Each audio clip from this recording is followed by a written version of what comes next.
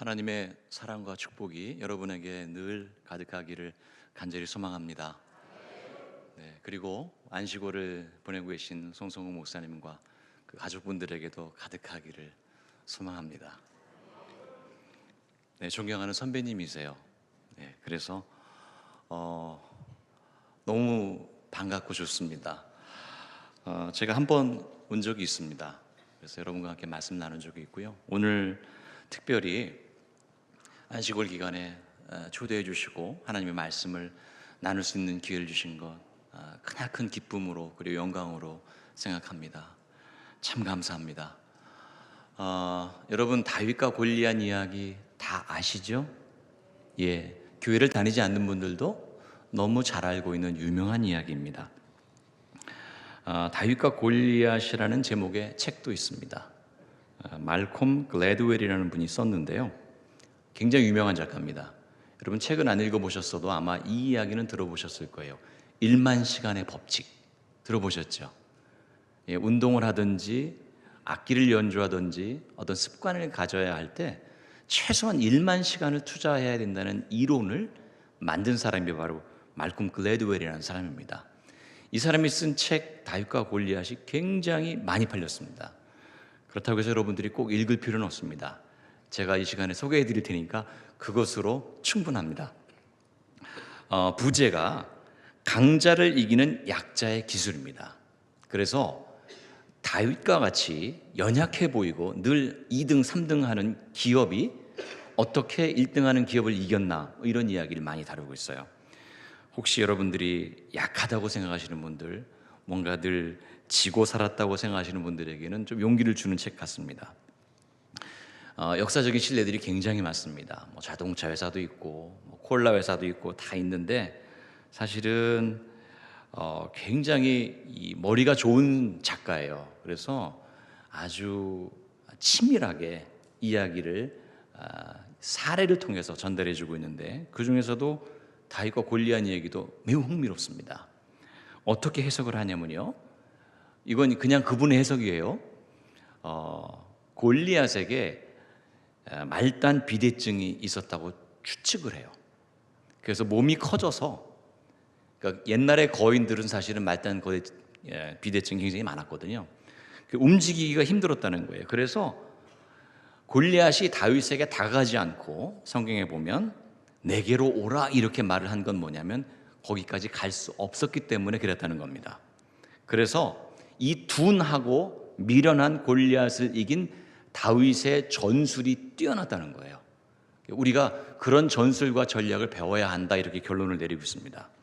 자, 그런데 저는 이 의견에 동의하지 않습니다. 이 말씀을 여러분 같이 읽으면 제가 왜 동의하지 않는지 이해하실 수 있을 거예요. 사무엘상 17장 45절 말씀입니다. 함께 읽어보겠습니다. 시작. 다윗이 블레셋 사람에게 이르되 너는 칼과 창과 단창으로 내게 나오거니와 나는 만군의 여호와의 이름 곧 내가 모욕하는 이스라엘 군대의 하나님의 이름으로 내게 나아가노라. 아멘. 여러분, 이 말씀이 조금 이상합니다. 왜 이상한지 발견하셨나요? 골리앗이 가지고 있는 무기가 있어요. 그게 뭐냐면 칼과 창과 단창입니다. 단창은 짧은 창입니다. 그러면 비교를 할 때는 같은 종류거나 물성이 비슷하거나 기능이 비슷하거나 연관성이 있을 때 비교가 되는데, 예를 들면 비슷한 물건끼리 비교하잖아요. TV를 살 때 여러분들은 S사와 L사 사이에서 고민을 하고요. 자동차를 살 때 어떤 회사 어떤 회사, 콜라를 마실 때 이 회사 저 회사 이렇게 비교를 하지 완전히 다른 자동차 회사와 핸드폰 회사를 비교하지는 않습니다. 그런데 오늘 말씀이 뭐라고 나오냐면 골리앗이 가진 무기는 칼과 창과 단창이에요. 그러면 논리적으로 생각해 보세요. 칼과 창과 단창으로 나왔으면 다윗은 뭘로 나온 거예요? 물맷돌로 나왔다고 얘기를 해야 돼요. 맞죠? 여러분 지금 잠에서 깨셔야 됩니다. 칼과 창과 단창에 비교되는 것은 뭐냐면 다윗의 무기가 되어야 돼요. 다윗이 가지고 있는 물맷돌로 내가 너에게 간다라고 이야기가 되어야 논리적으로 맞아요. 근데 성경은 그렇게 기록하고 있지 않아요. 뭐라고 기록하고 있는지 아세요? 나는 만군의 여호와의 이름, 곧 내가 모욕하는 이스라엘 군대 하나님의 이름으로 내게 나아가노라, 이렇게 선포하고 있습니다. 물맷돌이 아니에요. 다윗은 만군의 여호와의 이름으로 싸운 거예요. 그것을 분명하게 사무엘상이 우리에게 알려주고 있습니다. 사랑하는 성도 여러분, 전쟁에 누가 주인인지를 우리에게 분명하게 밝혀주고 있는 거예요. 알고 보면 구약에 나오는 수많은 전쟁의 무기들이 사실은 어처구니가 없습니다. 기드온의 300용사, 일단 수적으로 안 돼요. 항아리 가지고 나갔고요, 나팔 불고요, 그다음에 또 뭐 가지고 나가죠? 횃불. 여러분, 지금 전쟁에서 항아리 가지고 나간다고 생각을 해보세요. 이길 수 있겠어요, 여러분? 미사일이 막 날아다니고 전투기가 날아다니는데 항아리로 어떻게 이깁니까? 어떻게 이긴 거예요? 만군의 여호와의 이름으로 이긴 거예요. 심지어 여리고에서는 무기가 아예 없습니다. 무기가 없고 어떻게 해요? 걸어요. 걸어서 돕니다. 그런데 그 여리고성이 무너집니다. 여러분, 전쟁의 주인이 누구인지를 우리는 분명하게 성경 말씀을 통해서 알 수가 있어요. 심지어 다윗이나 기드온도 중요하잖아요. 누가 되었던지 간에 하나님께서 선택하는 그 사람에게 만군의 여호와의 힘이 부여되면 그 사람이 나가서 전쟁에서 승리하는 겁니다. 반드시 야곱일 필요도 없고 요셉일 필요도 없어요. 여러분이 하나님의 이름으로 살아갈 때에 야곱보다 요셉보다 더 큰 일을 할 수 있다는 이야기를 성경은 우리에게 분명하게 증언하고 있는 겁니다. 성도 여러분, 우리는 골리앗과 지금 싸우고 있지 않습니다. 느닷없이 왜 골리앗 얘기를 했을까요? 골로새 교회가, 오늘 말씀에서 읽은 골로새 교회가 사실은 전쟁을 치르고 있습니다. 그리고 그것과 비슷하게 우리도 매일매일 삶 속에서 전쟁을 치르며 살고 있기 때문입니다.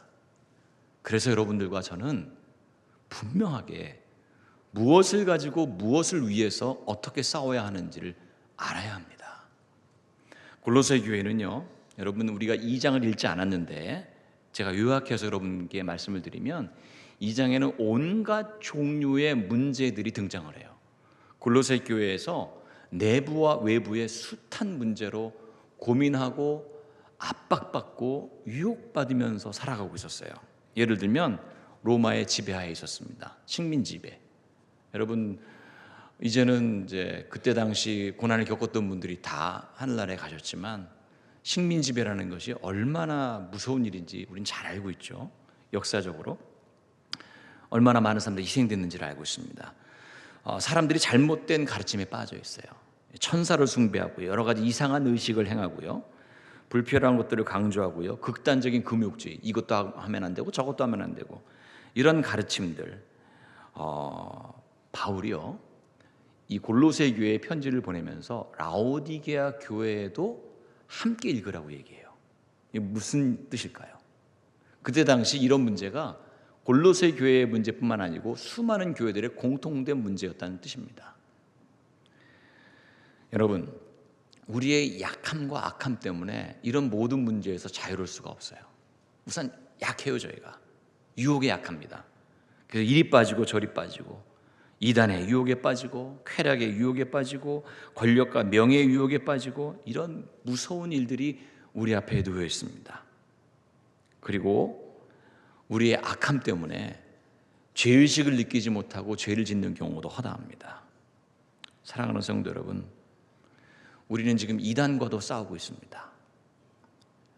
너무 심각해요. 제가 제 졸업생이 목회하는 교회에 가기 위해서 분당에 있는 야탐역에 내린 적이 있습니다. 바삐, 시간이 조금 촉박해서 바삐 내려서 야탐역에서 내려서 막 가고 있는데, 전철에서 내려서 어떤 여자분이 저의 앞에 딱 서더니 선생님, 저를 부르는 거예요. 교회 다니세요? 그렇게 물어봐요. 제가 목사인데 거짓말할 수도 없고, 네, 교회 다닙니다. 머뭇거리면서 선생님 시간 좀 있으세요? 그렇게 물어봐요. 얼마나 친절한지 몰라요.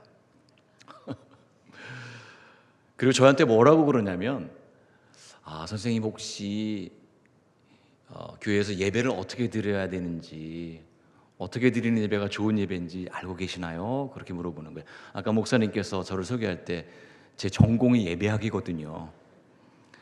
다른 건 다 참겠는데 제 전공을 건드리니까 머리에서 막 아드레날린이 나오는 느낌이고, 어떻게 해야 될까 이거를, 이 상황을. 시간은 없고, 예배학이면 제가 예배에 대해서 가르쳐 달라고 그러면 제가 3박 4일 정도 가르쳐 드릴 수 있겠는데 시간은 없고, 너무 안타까워 보이는 거예요. 그분이 유월절에 대해서 아세요? 제가 모를 리가 있나요? 제가 그랬어요. 제가 지금 시간이 없어서 말씀 못 드리겠는데 제가 선생님 위해서 기도해 드리겠습니다. 그렇게 얘기했어요. 근데 그분이 그런 얘기를 처음 들었나 봐요.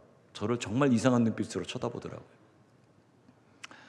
그리고 헤어졌는데 그 마음에 그분이 계속 남아있는 거예요. 화가 난 게 아니고 제가 너무 불쌍한 거예요. 그 영혼이 불쌍한 거예요. 그 아까운 시간에 와서 예배학 교수를 붙잡고 예, 너무 안 됐어요. 사랑하는 제 후배 목사님, 교회 신천지 들어왔어요. 그래가지고 정말 고난을 겪고요. 이제 제가 이렇게 얘기해서 정말 죄송한데, 다행스럽게도 큰 영향을 미치진 못했는데 정말 성실하고 착한 두 가정이 교회를 나갔어요. 따라서. 후임 목사님 제 앞에서 울면서 말하는 거예요. 선배님, 그 두 가정을 생각할 때마다요, 이 가슴에서 눈물이 나요. 기도를 하는데 제가요, 하나님 원망도 해보고 별의별 기도를 다 해봤어요. 근데 어떻게 그 사람들이 그렇게 아까울 수가 있습니까? 어떻게 해야 되겠습니까? 기도해 주세요. 제가 다 마음이 답답하더라고요. 여러분, 우리가 지금 전쟁 중이에요. 밖에 나가보세요. 사기꾼이 드글드글합니다. 네. 여러분 혹시라도 제 이야기에 상처받지 않으셨으면 좋겠어요. 우리 중에도 있을 거 아니에요. 그죠? 여러분이 악해서 당한 겁니까? 아니에요. 마음이 약해서 보증서 주다가 그렇게 속절없이 재산을 날린 분도 제가 봤어요. 여러분, 이단들이요, 어떻게 교회를 무너뜨릴까 지금도 고민하며 우는 사자와 같이 저희들에게 달려오고 있어요. 정신 똑바로 차려야 됩니다. 골로새 교회가 그런 상황이었습니다. 우리와 지금 비슷합니다. 이러할 때에 어떻게 살아야 하는지, 무엇을 가지고 싸워야 하는지를 바울 사도가 우리에게 분명하게 가르쳐주고 있습니다. 첫 번째, 예수님을 따라서 예수님처럼 사는 거예요. 자, 12절부터 14절까지 말씀을 요약하면 너무 쉽습니다. 예수님을 따라서 사는 거예요. 예수님처럼 말하고 예수님처럼 행동하고 다른 사람들을 불쌍히 여기고 자비를 베풀고 겸손하게 살고 심지어 용서하되 주께서 너희를 용서하신 것 같이 그렇게 용서하라고 우리에게 분명하게 말씀하고 있습니다. 하나님의 은혜를 가지고 사는 거예요. 우리가 전쟁을 치를 때 남을 무너뜨리려는 방식으로는 절대로 기독교가 설득력을 갖지 못합니다.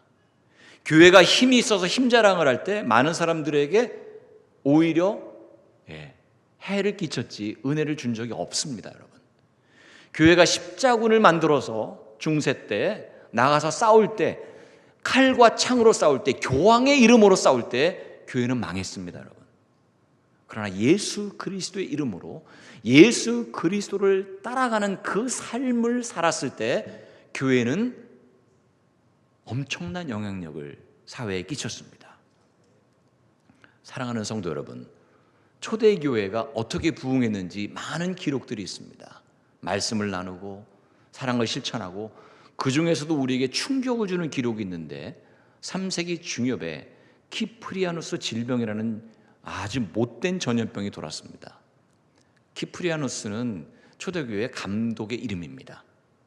감독도 그 병에 걸려서 죽었기 때문에 얼마나 지독한 병이었는지 많은 사람들이 죽었기 때문에 그 사람의 이름을 따서 키프리아노스 질병이라고 하고요. 그때 당시 유럽, 북아프리카, 소아시아에 걸쳐서 약 3분의 1 죽었습니다. 엄청난 일이었어요. 지금 코로나는 비교가 안 되는 거예요. 그때 기독교인들이 나서서 그 전염병에 걸린 사람들을 보살펴 주었습니다. 그리고 그 사람들의 장례를 치러줬습니다. 그럼 어떻게 되는 거예요? 장례를 치러주면 칭찬받고 건강한 몸으로 원상복귀하는 겁니까? 아니에요. 그 병에 전염이 되어서 똑같이 죽음을 맞이하게 됐어요. 그걸 로마에 있는 사람들이, 소아시아에 있는 사람들이, 이교도들이 그걸 보고 감동을 한 거예요. 아, 기독교인들은 그래서 그렇게 별명을 붙였습니다. 죽음을 두려워하지 않는 사람들. 죽음 앞에서 당당한 사람들. 이런 별명이 붙었어요. 그래서 그 기독교인들이 나중에는 어떻게 됩니까? 313년에 로마의 공인을 받고 380년에는 주 380년에는 로마의 국교가 되는 겁니다. 여러분, 이것이 바로 기독교인들이 세상과 싸우는 방식이라는 거예요. 어거스틴의 유명한 질문이 하나 있습니다. 내가 나의 하나님을 사랑할 때 나는 무엇을 사랑하는가? 여러분, 하나님을 사랑하죠. 이웃을 사랑해야 된다는 그런 말씀입니다. 김기성 목사님이라는 분이 있는데 이분은 이제 은퇴하셨는데요. 최근에 이렇게 말씀하셨어요. 타자를 대하는 태도가 곧 내가 누구에게 속한 존재인지를 말해준다. 여러분은 세상에 속한 존재입니까? 아니면 주님께 속한 존재입니까? 제가 최근에 두 가지 아주 특이한 경험을 했습니다. 각별한 경험이죠. 하나는 작년에 눈 수술을 했습니다. 오른쪽 눈에 코로나 때 급격하게 시력이 떨어지고, 그래서 안과에 갔는데 원인을 모르겠다고 그래요. 갑자기 안 보이니까 모든 일이 불편해지죠. 한쪽 눈을 감고 이렇게 컴퓨터를 치고 그렇게 했어요. 불편해서 안과에 찾아갔는데 그 안과에 예수님을 믿는 사람인지 안 믿는 사람인지 모르겠어요. 제 눈을 이렇게 살펴보더니 아유 선생님, 세상에 얼마나 불편하셨어요 그러는 거예요. 느닷없이. 제가 평소에 제가 잘 아는 분도 아니고 동네 안과 의사 선생님이 그렇게 말씀해 주시는데 울컥하는 거예요. 내 마음을 알아주다니. 그래서 제가 집에 와서 그랬어요. 아내에게. 아니, 안과에 갔는데 세상에 내가 눈이 불편한 걸 보더니 얼마나 불편했냐고 그렇게 공감을 해주시더라고. 내가 울컥했어. 그랬더니 제 아내가 갱년기네. 여러분, 저 갱년기 아니에요. 지난 지 꽤 됐어요. 제가 무슨 말씀을 드리는지 아시겠죠? 세상 사람들도 이렇게 공감해줘요. 근데 그 공감의 언어는 사람의 마음을 움직여요. 여러분들이 말에나 일에나 주 예수의 이름으로 해야 될 이유가 여기 있습니다. 우리가 싸우는 방식은 무너뜨리는 방식이 아니에요. 남을 아프게 하는 방식이 아니에요. 남에게 예수의 이름을 전하는 방식이에요. 성도 여러분, 제가 외람되지만 저희 모친께서 참 희한해요. 오늘 저희 모친이 이제 문씨예요. 예, 문가 집안, 그리고 안씨 집안에서 사회를 보시고, 제가 지금 뭔가 좀 마음이 제 딸 아이 이름이 세연이에요. 굉장히 감동인데 여러분 그 느껴지세요? 제 우스갯소리로 드린 얘기고, 저희 어머님께서 3월에 소천하셨습니다. 오랜 투병하셨어요. 근데 어머님에 대한 기억이 계속해서 제 마음속에 살아나고 잊지 못하겠는데, 그러다가 문득 제게 이런 마음을 주셨어요. 하나님께서 어머님 생각을 하다가 그동안 이렇게 하늘나라에 가신 여러분들이 있을 거 아니에요. 제가 전도사부터 시작해서 부목사 하면서 담임 목사도 하고 이런 일련의 과정 속에서 만났던 많은 분들이 기억이 나요. 제가 뉴욕에서 유학을 했는데 한 20년 살았습니다. 그쪽에서 근데 그때 있었던 교회의 권사님들, 제가 매주 만나는데 매주 만날 때마다 제 손을 꼭 잡아주세요. 제 손을 꼭 잡고 80 넘으신, 어떤 분은 90 넘으신 권사님 제 손을 탁 잡더니, 목사님 얼마나 고생이 많으세요. 조금만 참아요. 주님께서 함께 하세요. 그리고 막 울려고 그래요. 저를 붙잡고. 제가 그게 다 생각이 나는 거예요. 여러분이 했던 말들 하나도 땅에 떨어지지 않아요. 다 남아요. 제 작은 이 마음에도 남았는데, 생각해 보세요. 하나님께서 얼마나 그 마음을 예쁘게 여기시고 고귀하게 생각하실까요? 말에나 일에나 예수님이 하신 것처럼 해보세요. 분명히 변화가 일어날 것입니다. 그렇게 살아가는 여러분 되시기를 주님의 이름으로 축원합니다. 두 번째로는 말씀과 찬양과 감사예요. 16절 말씀, 이 말씀을 한번 같이 읽어봤으면 좋겠는데요. 16절 말씀입니다. 시작. 그리스도의 말씀이 너희 속에 풍성히 거하여 모든 지혜로 피차 가르치며 권면하고 시와 찬송과 신령한 노래를 부르며 감사하는 마음으로 하나님을 찬양하고. 아멘. 사랑하는 성도 여러분, 이 말씀은 뭐냐면, 우리가 싸움을 해야 되는데, 예수님의 방식으로 해야 되는데 어떻게 하면 예수님처럼 될 수 있을까? 연습이 필요하다는 말씀이에요. 그래서 뭐라고 얘기하냐면, 그리스도의 말씀이 너희 속에 풍성히 거하라고 얘기하세요. 그때 당시 초대교회 교인들은 골로새 교회를 포함해서 말씀을 함께 읽었습니다. 옛날에는 회람이 가능한 편지를 함께 성도들이 읽었어요. 왜냐하면 종이가 없었기 때문에 양피지에다가 적었거든요. 굉장히 비싸요. 양피지가 구하기도 힘들고 몇 개 없는 거예요, 교회에. 그래서 같이 돌아가면서 읽었어요. 그리고 외웠습니다. 왜냐하면 이게 종이가 없어요. 인쇄를 못하니까 외워서 그것을 집에 가서 나눴어요. 소그룹을 만들어서. 여러분, 제가 지난 주일에 설교 부탁을 받으면서 설교 요약을 해달라고 이렇게 목사님으로부터 부탁을 받았어요. 무슨 용도냐고 물어봤더니 성도님들이 주보에 실린 원고, 요약된 원고를 보고 그 말씀을 함께 나누는 시간을 갖는다고. 정말 잘하시는 일이에요. 정말 잘하시는 일이에요. 왜냐하면 이게 초대교회 교인들이 했던 방식이거든요. 게다가 우리는 얼마나 좋아요. 인쇄까지 됐으니 친절하게. 얼마나 좋아요. 서로 권면하며 가르치고. 가르친다는 말은 함께 나눴다는 말이에요.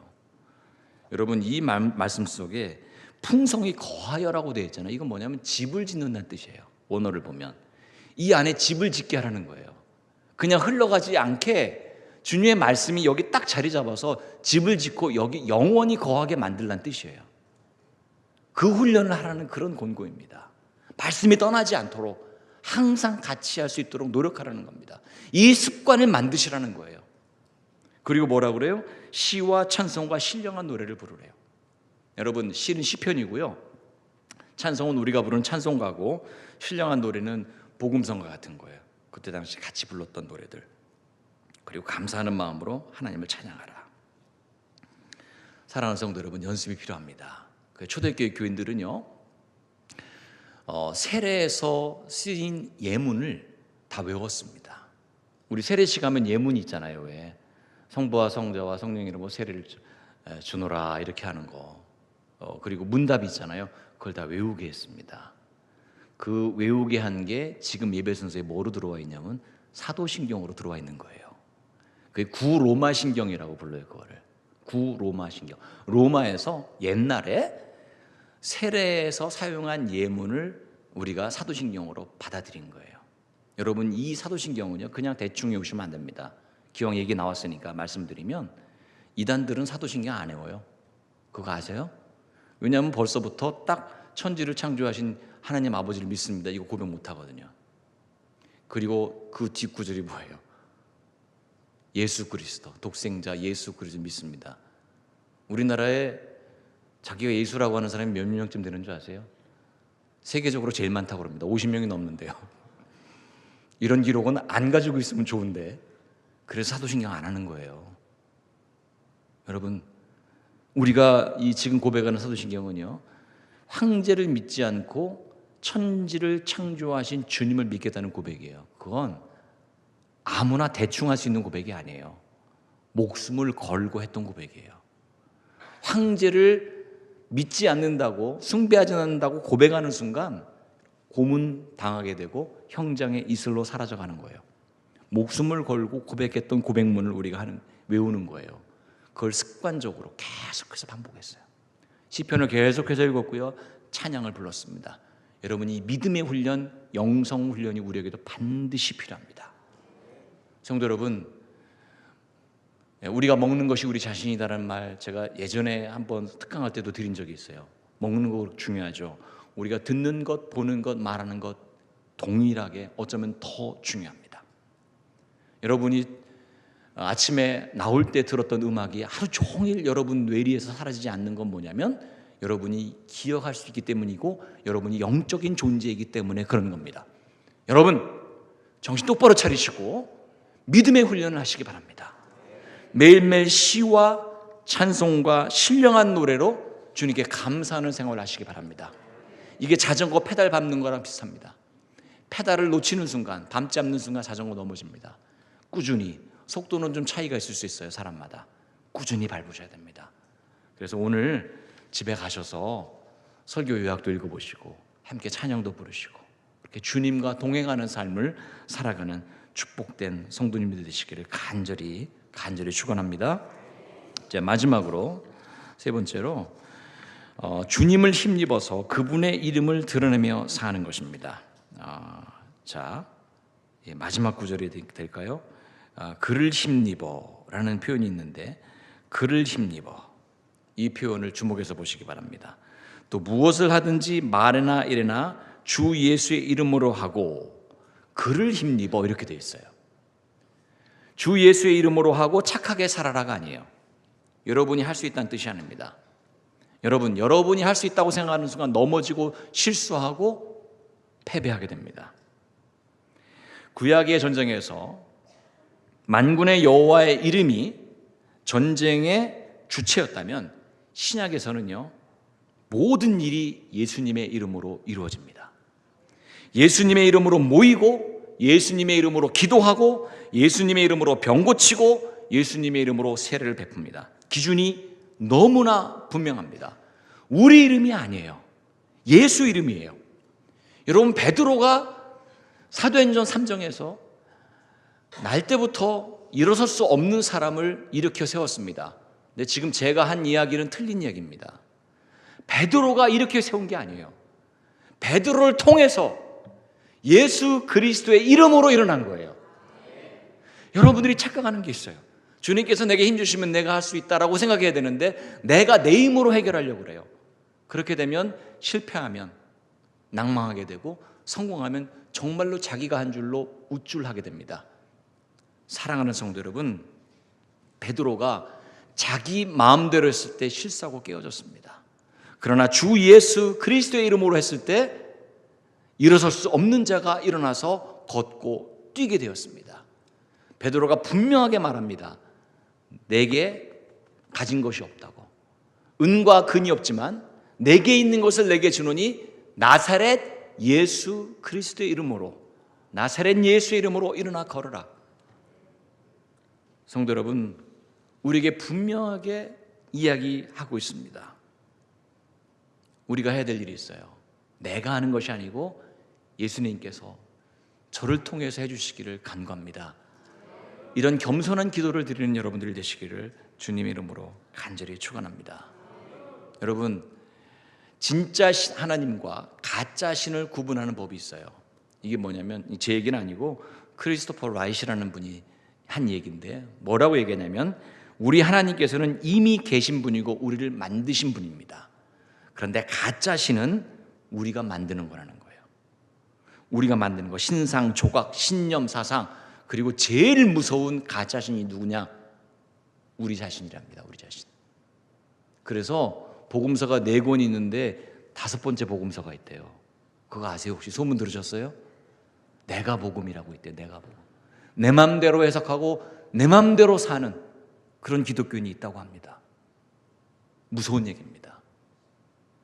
사랑하는 성도 여러분, 그러므로 우리는 분명하게 누구의 이름으로 이 세상에서 살 것인가, 어떻게 살 것인가, 어떤 방식으로 살 것인가를 분명히 깨달아 알고 또 주님의 가르침대로 살아야 하리라 생각합니다. 여러분, 예수의 이름으로 은혜의 흔적을 남기면서 예수님의 빛을 발하면서 사시기 바랍니다. 우리가 싸우는 싸움은요, 남을 무너뜨리는 싸움이 아닙니다. 절대 싸우지 마십시오. 우리는 십자가를 지는 겁니다. 우리는 주님의 은혜를 선포하며 살아가는 겁니다. 그럼 이렇게 말씀하실 거예요. 아, 그럼 우린 맨날 져야 됩니까? 맨날 지고 패배하고 쓰러지고 이렇게 살아야 됩니까? 아닙니다, 여러분. 주일이 작은 부활절이에요. 그래서 주일마다 우리 역사적으로 교회는 예수님의 부활을 이야기해 왔습니다. 분명한 의미가 있습니다. 십자가를 지는 이에게 부활의 영광이 있다는 거예요. 여러분, 주님 따라가는 길 그 십자가를 질 때 비로소 부활의 승리, 그 찬란한 면류관이 우리 앞에 선물로 주어진다는 사실을 결코 잊지 마시기 바랍니다. 여러분, 우리 코의 호흡이 멈추더라도 사랑의 발자취는 누군가에게 아름다운 흔적을 남깁니다. 그리고 그 흔적은 이 땅에만 남는 것이 아니고 저 하늘에도 남아서 분명히 여러분이 주님 앞에 설 때 착하고 충성된 종이라고 칭찬받을 것입니다. 사랑하는 세연교회 모든 성도 여러분이 이 축복의 대열에 참여하는 복된 성도님이 되시기를 주님의 이름으로 축원합니다.